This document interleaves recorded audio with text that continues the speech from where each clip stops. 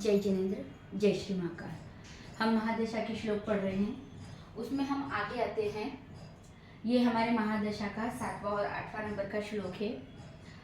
शुभाशयास्य प्रसकस्य दशायां योग कारकः सवभुक्ति प्रयच्छन्ति कुत्र चिघो गज फलम।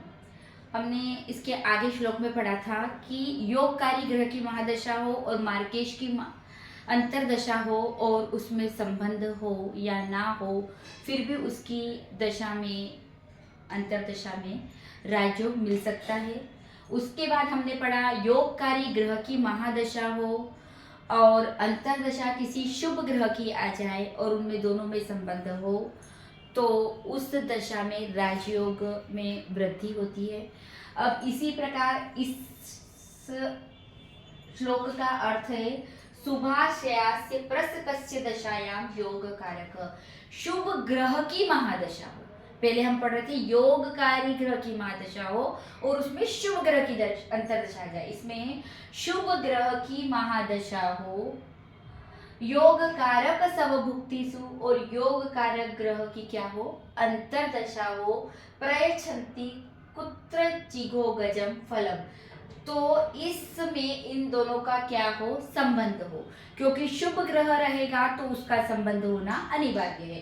तो शुभ ग्रह की महादशा हो और अंतरदशा योगकारी ग्रह की आ जाए और उन दोनों में संबंध हो तो कुत्र चिघो गज, कभी कभी उसमें भी राजयोग में वृद्धि, मतलब राजयोग में वृद्धि होगी, राजयोग में वृद्धि होगी, क्योंकि योगकारी ग्रह में राजयोग मिलता है, शुभ ग्रह में राजयोग नहीं मिलता। तो शुभ ग्रह की महादशा अंतरदशा योगकारी ग्रह की और दोनों का संबंध, तो उसमें क्या होगा, इसमें वृद्धि होगी। पुत्र चिघो गजम फलम, उसका फल कैसा होगा, उसको मतलब शुभ ग्रह क्या बन जाएगा, आपका योगकारी बन जाएगा, मतलब वो आगे राजयोग में वृद्धि करेगा। अब इसी का जो अर्थ है श्लोक के द्वारा समझ लीजिए, कुंडली के द्वारा समझ लीजिए कि शुभ ग्रह इसमें कौन है कुंडली में हमारा, हम मानते हैं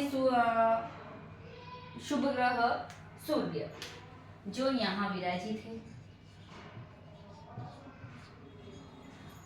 और योगकारी ग्रह है हमारा।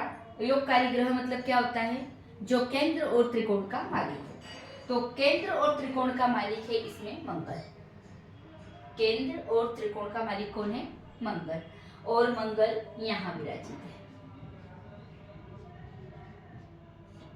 तो शुभ ग्रह की महादशा मतलब सूर्य की महादशा में अंतरदशा किसकी आ जाए, मंगल की आ जाए, क्योंकि मंगल क्या है हमारा, योगकारी ग्रह, इसकी अंतरदशा आ जाए और इन दोनों में संबंध हो, इन दोनों में क्या है, संबंध है, तो राजयोग में वृद्धि होगी। राजयोग में या इसमें भी राजयोग मिल सकता है। इसमें राजयोग क्यों मिलेगा, क्योंकि सूर्य अपना प्रभाव दे रहा है पूरा, साथ में मंगल यहाँ चतुर्थ भाव का मालिक है और भाग्य का मालिक है, और बैठ भी कहाँ गया, त्रिशडाय में, क्योंकि क्रूर ग्रहों का त्रिशडाय में बैठना शुभ माना जाता है और त्रिशडाय में भी ये उत्तरोत्तर भाव है। तो यहाँ ये इसके बैठने, इसकी प्लेसमेंट सही, उसके बाद यह मालिक भी सही, तो यह योगकारी ग्रह हो गया। योगकारी ग्रह मतलब शुभ ग्रह की महादशा और योगकारी ग्रह की अंतरदशा में इन दोनों में अगर संबंध है तो इस दशा में भी राजयोग मिल सकता है। राजयोग योगकारी ग्रह में मिलता है, लेकिन इस दशा, इस टाइप की दशा में भी, महादशा में और योगकारी ग्रह की अंतरदशा में भी जातक को राजयोग मिल सकता है। अब अगर मान लो संबंध ना हो, क्योंकि मंगल यहाँ बैठ जाए,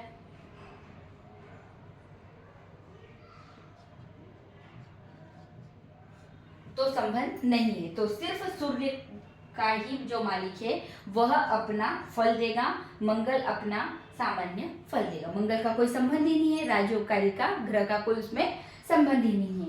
अब आगे चलो, तमो ग्रहो शुभारूढ़ाव संबंधेन केनचित् अंतर्दशानुसारेणम भवेताम योग कारको तमोग्रह। इसका श्लोक हमने पहले भी आगे 2 पढ़ चुके हैं कि तमोग्रह मतलब राहु केतु को मालिक स्थान नहीं दिया गया है, तो वे जिस भाव में बैठते हैं या जिस भाव के मालिक के साथ बैठते वैसा वैसा फल करते। उसके बाद एक और इसका श्लोक आया था कि यदि यह केंद्र में विराजित हो और त्रिकोण के मालिक से संबंध बना ले, या त्रिकोण में बैठे हो और केंद्र के मालिक से संबंध बना ले, तो क्या होता है, वह भी योगकारी हो जाते हैं। तो यहाँ पर उसी श्लोक को आगे बढ़ाकर कहा गया है, तमोग्रहो शुभारूढ़ाव संबंधेन केनचित् अंतर्दशानुसारेण भवेताम योग कारको।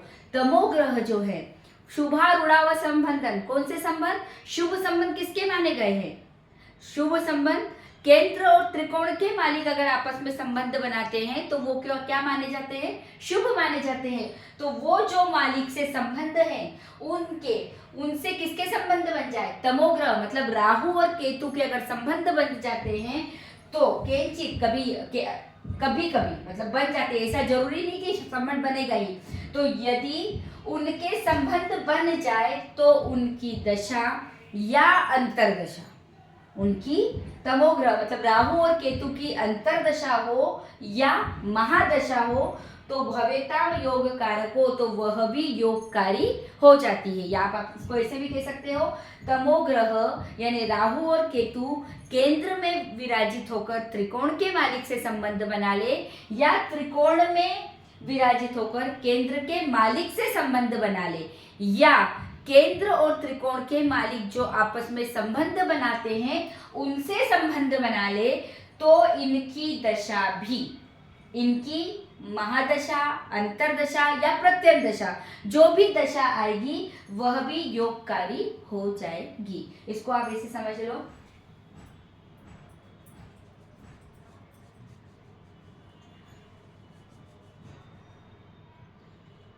राहु और केतु हमारा विराजित करते हैं हम। राहु को करा हमने केंद्र में, एक से समझा देती हूँ, राहु से। राहु ने किससे संबंध बनाया, राहु संबंध केंद्र में बैठकर त्रिकोण के मालिक से संबंध बना ले। त्रिकोण का मालिक कौन, गुरु को यहाँ विराजित कर दिया और इसने इससे संबंध बनाया। केंद्र में बैठकर त्रिकोण के मालिक से संबंध बना रहा, तो जब राहु की दशा या महादशा अंतर्दशा आएगी तब वह शुभ फल देगी। या फिर शुभारूढ़ाव संबंधे, जो संबंध शुभ कहे गए कौन से, केंद्र और त्रिकोण के मालिक के संबंध। अब केंद्र और त्रिकोण के मालिक का संबंध बना लेते हैं हम। पहले तो मंगल और शुक्र का, मंगल और शुक्र का संबंध बनाया,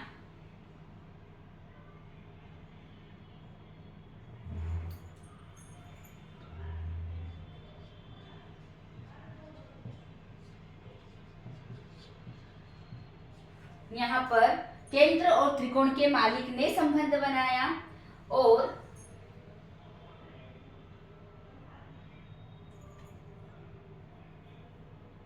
राहु को यहां विराजित कर देते हैं।